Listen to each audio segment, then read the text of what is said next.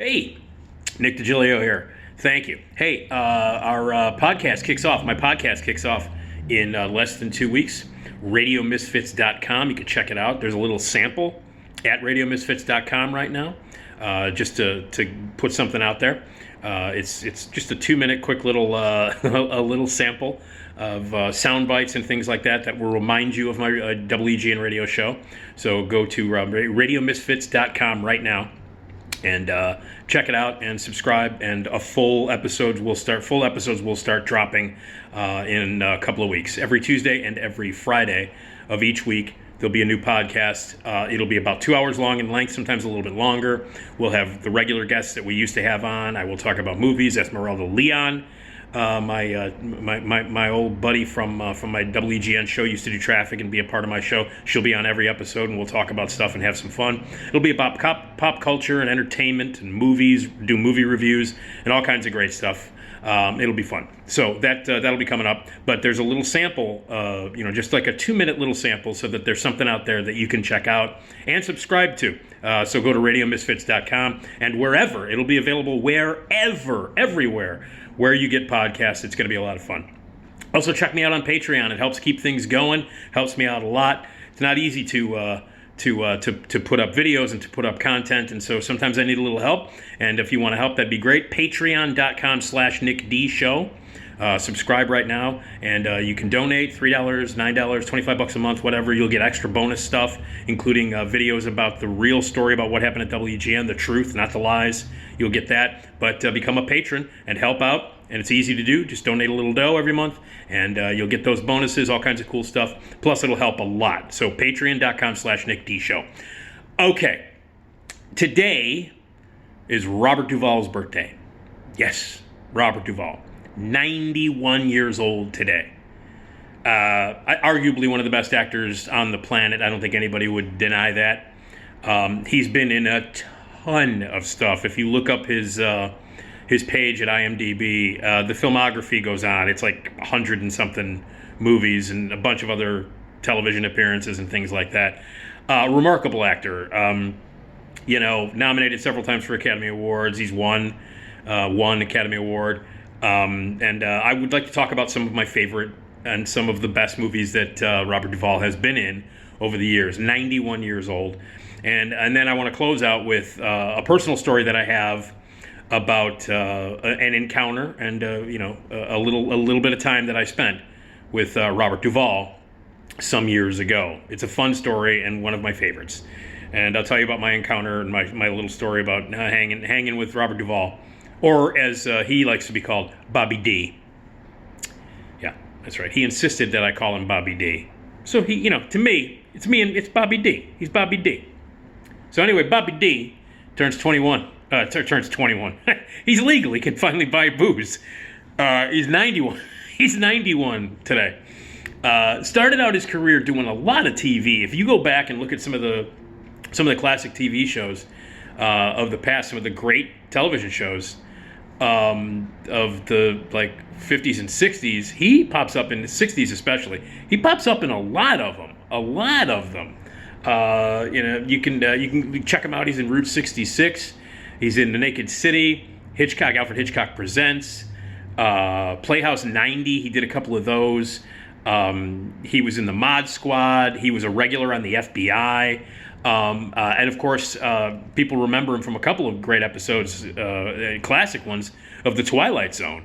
So that's how he got his start. He did a lot of TV, and even when he made a couple of movies, he went back and did TV for a while after that, and good TV, not stupid shit, quality television shows from that era, and he was great on them. So if you're looking for some Robert Duvall, not only did he do a ton of great movies, but he did a really a good amount of great television. I think most people would remember him. Well, it's one of his first movies, his very first movie, To Kill a Mockingbird. A lot of people remember him from that. And it's weird because that's not the first movie I remember. The first movie I remember him from, obviously, is Godfather. But I didn't know who he was. When I was a kid, I saw The Godfather. I don't know, it was 7, 8, whatever, when I saw The Godfather. 8 or 9 when I saw the sequel. you know.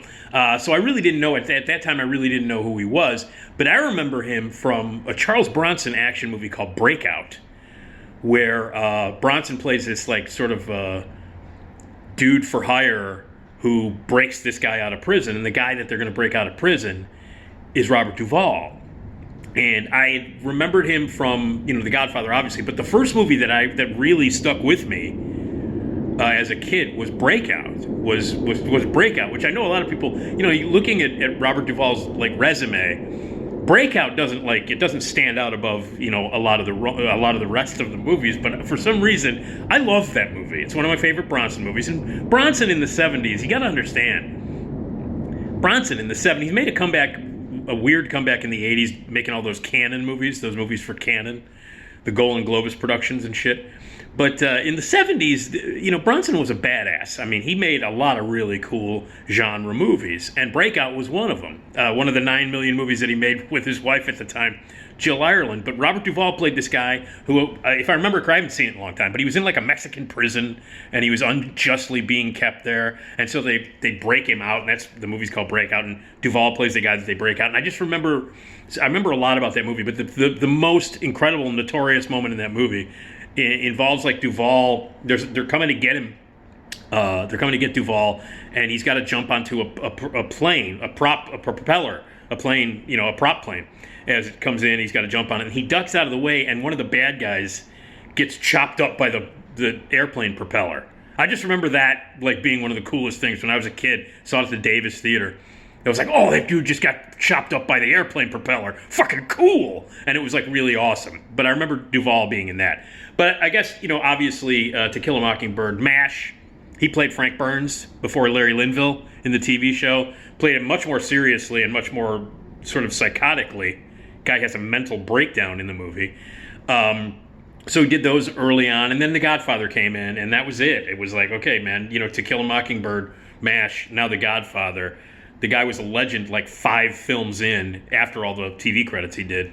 And of course, Tom Hayden, what can you say about that character? Legendary character, part of an incredible ensemble. And obviously, one of the greatest, 2-film series of all. The third one, people hate the third one. I don't like the third one very much. I think there's a lot of good stuff in the third one. But I will say this, I think that Robert Duvall has the distinction of being the only actor to be replaced by George Hamilton. I think that I don't think anybody has ever had their part replaced by George Hamilton. I think that's a first. There are some issues with Godfather Part 3, but I still think it's okay. I love Joe Mantegna, and Andy Garcia is fucking great in it. And I think people come down too hard on Sophia. I don't care. I think they come down too hard on her. Because she, maybe she's not the greatest actress in the world, but she's a great filmmaker. So, anyway. But anyway, he was replaced by George Hamilton in the third Godfather.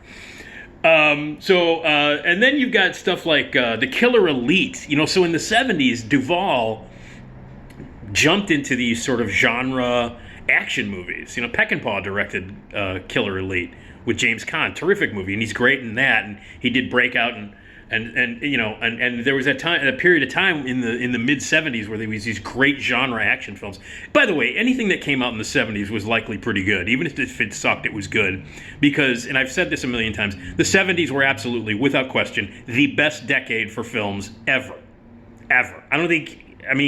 You could argue that other decades come close, but it is the best decade for films ever, the 70s. And he did a lot of great stuff in the 70s. Let's talk about Network. Come on now. Now, Network is a great film. Patty Chayefsky, wrote it. Lumet directed it. Incredible cast. One of the greatest screenplays of all time, and just biting and amazing satire. Incredible performances all the way around. Duvall's fantastic in it as a television executive. He's got it's a great big titted hit. That's one of my favorite. Duvall. It's a great big titted hit. I don't have to waffle around with Ruddy anymore. Anyway, that's my Bobby D. I do a pretty good Bobby D. But yeah, the big titted hit. But Network, legendary movie. If you've not seen it, one of the greatest. All these idiots who are talking about how great Don't Look Up is as a satire. You're hilarious if you think Don't Look Up is a good satire. It's not. It sucks. It's shit. You want a good satire? Learn. Watch Network. And then shut up about Don't Look Up. Okay, please. Do us all a favor. Anyway, Network. He's genius in that. What else we got? Eagle Has Landed. Another legendary 70s action movie with an incredible cast. He's terrific in that. Let's see. And then we get into... then he started to, obviously with The Godfather. He got nominated for an Academy Award for The Godfather for Best Supporting Actor. And then we're getting into a stretch here in the late 70s and into the 80s where, he was just doing great part after great part after great part. And it starts with Apocalypse Now.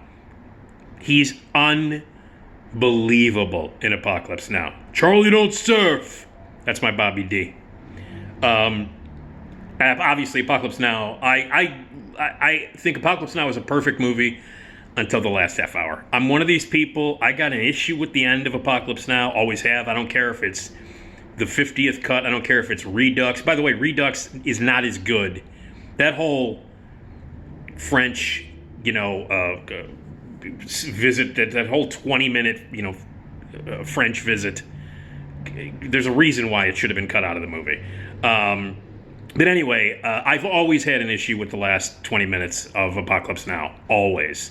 Even before I knew how troubled the production was, even before Hearts of Darkness came out, even before I knew that they didn't have an ending, that Coppola did not have a fucking ending because Brando was being a maniac and all the crazy shit that went. By the way, if you have not seen Hearts of Darkness, the documentary about the making of Apocalypse Now, you should, because it's pretty astonishing. But even before that, when I was, I was 14 when I saw Apocalypse Now in the theater. One of my favorite movie experiences at the State Lake. Insane surround, 70 millimeter and incredible surround sound. There were no credits on the movie. I had a booklet that it came with, like a program. So amazing. But anyway, even then I knew, what the fuck's going on with the ending of this movie? It's got no ending. I still have a major issue with that. But Duvall's insane in it. He's great, and he should have won the Academy Award for Best Supporting Actor. He didn't win. Melvin Douglas won for being there. Melvin Douglas was great in being there, legendary actor, and he was really old. He died like a year later. And that's one of those deals where the Academy was like, look, this guy's, old. We should probably give him the award now. But Duvall deserved it. It's a legendary performance in Apocalypse Now. And then he followed that up with a Great Santini. He followed up with other stuff. I'm skipping some stuff because he made a ton of movies. But Great Santini, he was also nominated for that. A tremendous movie. And a great performance. Michael O'Keefe, fresh off Caddyshack, getting a basketball bounce off his face. But Duvall is, it's a great performance. If you've not seen The Great Santini, it came out. I remember it was the release of it was very weird because it only showed in a couple of theaters at the time, and that was strange back in 1980 when that came out. And he got nominated for Academy Award for it. It was a low budget movie. Louis John Carlino directed it. And so, but it was great, and he's, tremendous in it. One of his best performances, and again, nominated for an Academy Award. And True Confessions, really weird, twisted, dark thriller with him and Robert De Niro, and the cop priest weirdness. It's a twisted thriller. It was the first time I saw it, I was very confused by it. Again, I was like maybe 16 when it came out, I guess. And I was confused. I didn't know, I'll be honest with you. Uli Grossbart directed it. I didn't know what the fuck was going on during some of it. And I went back and I saw it again. It started to connect with me a little bit. And then as I got older, I understood the subtleties of it and really what was going on. There's a lot going on. And I was confused by it when I first saw it. But I've gone back and seen it a million times since. And it's great. And he's great in it with De Niro. Really great. True Confessions. Really, really twisted movie, but a good one. And then Tender Mercies, where he played an alcoholic, has-been sort of country guy, country singer. He won the Academy Award that year for Best Actor, and deservedly so. It's a great performance. It's a heartbreaking movie. Bruce Beresford directed it. And it's a really, really good performance. It's one of those performances, it's one of those roles that's sort of tailor-made for Oscar bait, but it's good. And, some of these roles and some of these movies that are clearly made with the hopes of getting Oscar nominations or wins or performances. This actually backed it up. This is actually a good film and a great performance by Duvall. Duvall won the Best Actor award for that one. Colors, which I'm jumping ahead a few years, but Colors is one of my favorites. Him and Sean Penn as LA cops came out like at a time when rap was just really becoming, and hip hop was really becoming big, and people were focusing on what the social attributes to rap and what it was really saying and how important it was, and letting people know what was really going on in the inner city in LA in particular. And that was the first movie to really break that and break open a lot of rap commercially to more suburbanites and to white kids more. And it was a movie that really opened up the eyes of what was happening in LA at that time. And a great performance by Duvall, a fucking great performance. Duvall and Sean Penn, and one of the best death scenes ever. I don't mean to spoil it, but the movie's like 35 years old. But Duvall dies in it. He gets shot, and it's one of the best death scenes I've ever seen. Seriously, Robert Duvall's death scene in Colors, one of the most powerful and one of the most incredible and sort of authentic and great death scenes ever in movie history. Colors, great movie. Lonesome Dove. Now, come on.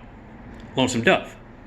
Lonesome Dove, television miniseries based on the novel that everybody loves, and it has gone down in history as up there with Roots and Rich Man, Poor Man, and some of these other classic miniseries, television miniseries, network television miniseries that really was better than like being just a regular miniseries. And it was great, and everybody in it was really terrific, and it's one of Duvall's best performances, one of his most legendary and most iconic roles. And he's always been associated with cowboy movies and being a cowboy, whether it be like Tender Mercies, where he's like a cowboy singer, or just actual being cowboys like an Open Range with Kevin Costner and Lonesome Dove. He's done that genre many times, and he's great in it. And Lonesome Dove goes without saying. He's fantastic. Ramblin' Rose, one of my favorite movies. Martha Coolidge directed it.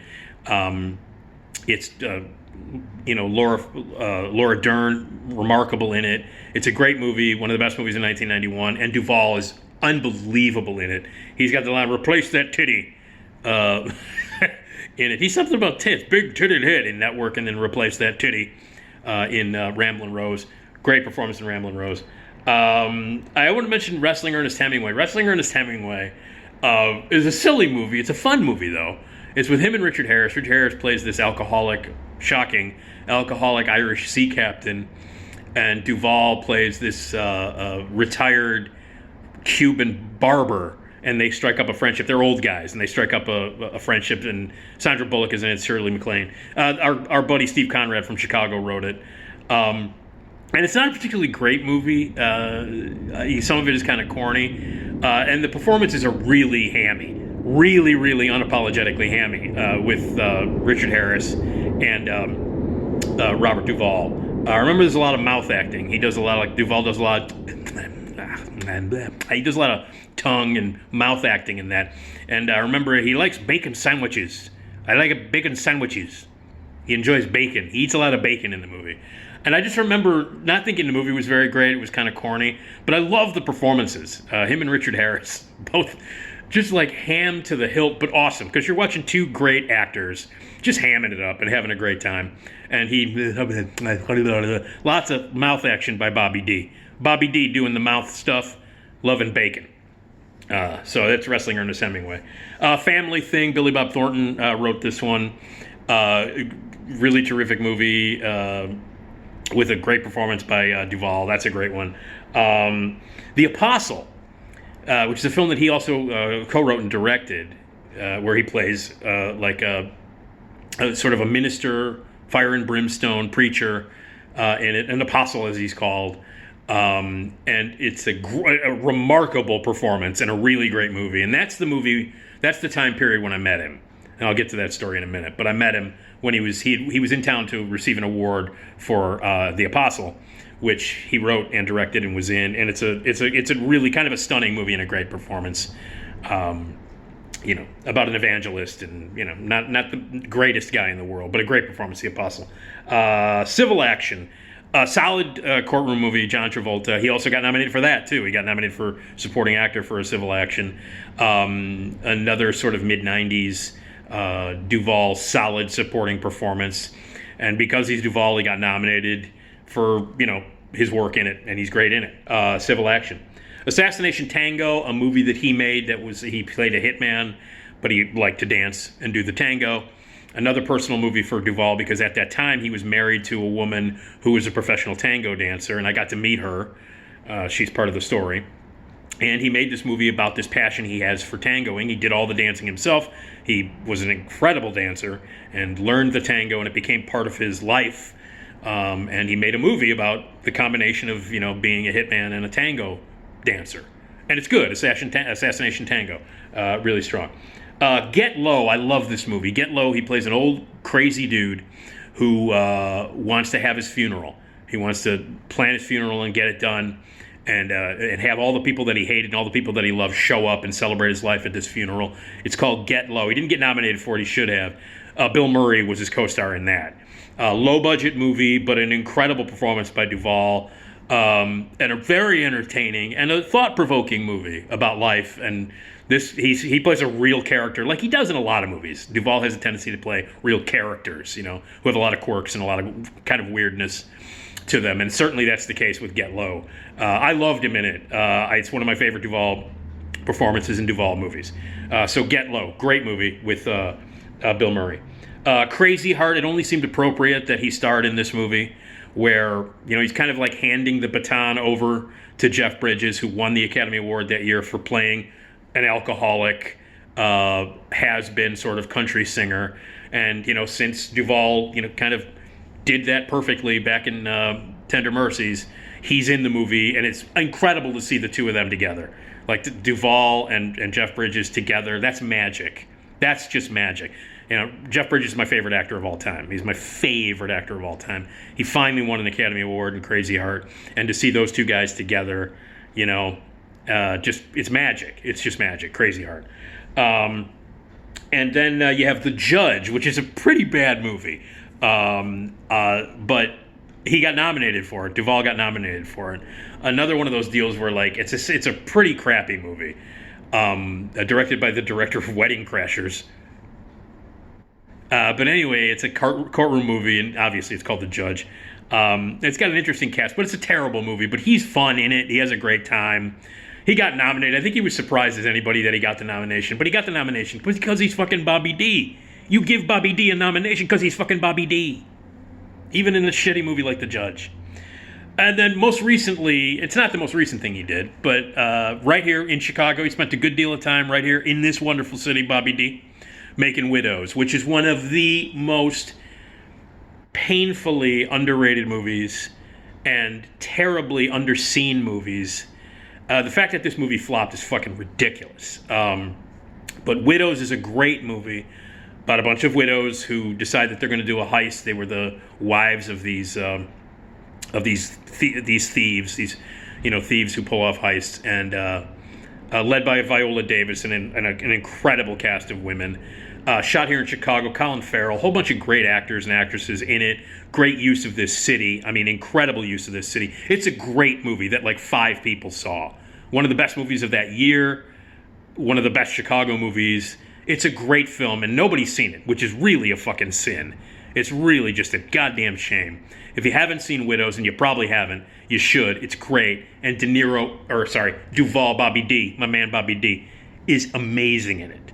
So, in addition to all the great movies and all the great TV, just a great guy in general. If you see him in interviews or you read anything about him, fascinating dude who's lived an incredible life, 91 years old today. And I have a quick story about Bobby D. Back in the late 90s, 98-ish, whenever The Apostle came out, I think it was for The Apostle, Duvall came to town to collect his award that he won from the Chicago Film Critics Association, of which I was a member and am going to be a member once again. I was out for a little while, but I'm going to be back. So the Chicago Film Critics gave him an award for The Apostle, if I remember correctly. He won Best Actor for it. So he came to town to pick it up. He came to town with his hot tango dancing wife. They came to town. We had the ceremony. He accepted it. And then there was like a reception at Ben Pao, the Chinese restaurant, which is now on Hubbard, but back at this time it was on Illinois. It was on Illinois and Dearborn. It was on the corner of Illinois and Dearborn. Ben Pao, great restaurant, great Chinese restaurant. And we had it. It was a private party for the Chicago Film Critics Association, where the presenters, including John C. Reilly and a whole bunch of other people who were there at the time, and the winners all gathered together, and we all just kind of, said hello to each other and stuff like that. And Bobby D was sitting at a table with his wife, holding court. He was just sitting at this table like a booth, and people would come up and say hello to him. You didn't want to. It's intimidating. It's Robert fucking Duvall, so it's intimidating. But he was very, very kind to everybody. People went up and sat at his table, and so I had to get my nerve up, to go over and talk to him. I was like, man, that's fucking Robert Duvall. I don't know, but I really had to say hello to him, And this was before cell phones. Nobody was taking pictures or getting selfies with him or anything like that. And I did get a picture. Someone did take a picture of us at the table together. I don't know where it is now, but it's somewhere. But anyway, none of that stuff existed at the time, so it wasn't quite as invasive. But I still didn't want to bother the fucking guy. He's Robert Duvall, But I did want to acknowledge how much I admired him and his work, and not only as an actor, but as a director and all the other stuff that he had accomplished. And so I got my balls up and I got my nerve up, and I'm like, okay. I was encouraged actually by John C. Reilly. I was talking to John C. Reilly, and he was like, go over and say hello to him, And so I did. So I went up. He's sitting at the table. He's got like 4 bottles of tequila in front of him, and good tequila, not rot gut shit, And so he's got like 4 bottles of tequila in front of him, and shot glasses all around him. And he had been shaking hands and meeting people. His award was sitting right next to him, the award that he won, sitting on the table next to him. And I came up, and I'm like, hello, Mr. Duvall. I just wanted to introduce myself. I'm one of the film critics. My name's Nick Digilio. I'm with WGN Radio. And I just, wanted to say thank you and congratulations on your win. I voted for you, blah, blah, blah. And I shook his hand. He said, don't call me Mr. Duvall. Sit down. Sit down. What's your name, Nick? All right, Nick, sit down. Call me Bobby D. I'm Bobby D. Call me Bobby D. Okay, Bobby D. And I'm thinking in my head, I'm fucking sitting at a table calling Robert De Niro Bobby D. I can call Robert De Niro Bobby D. So I called him Bobby D. So me and Bobby D chatted. He talked about, I love this city. This city is great. There's so many great things to do in this city. This is my Bobby D, by the way. We talked about how much he loved Chicago, and he had shot a film in Chicago. And, we talked about this, talked about that. I mentioned how much I loved Apocalypse Now, and he's like, oh, thank you. We talked a little bit about that. And he couldn't have been nicer. We were talking about like everyday things. He talked about how much he loved the ceremonies. I go to a lot of these things. This was good. This was good. This was good. This was high class. It was real good. And so Bobby D and I had like a regular conversation. He made me feel very comfortable. He wasn't intimidating at all. He was very welcoming to everybody that came up, and people were coming up, and he was shaking hands and saying hi to him. And he's like, "Hey, Nick, let's do a shot." Okay.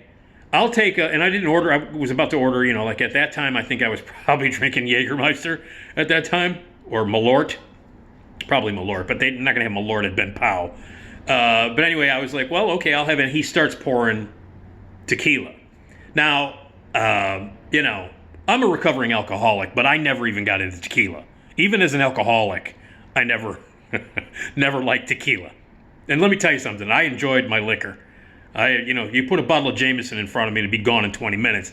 But even as an alcoholic, I steered clear of tequila. After a few, incidents with it and experiences with tequila, even when I was bartending, if I was making a margarita or pouring tequila, I'd have to kind of put my face away from it because even the smell made me kind of gag. But this was like really high-class, crazy tequila.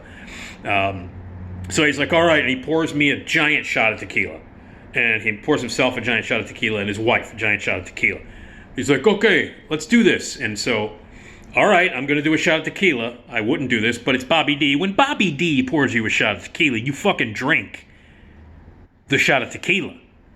So here I am. I'm sitting at a table in Ben Pao restaurant, downtown Chicago. And I'm about to do a shot of tequila with Robert Duvall, with my man, Bobby D. So we put the glasses up. We're about to. We clink the glasses.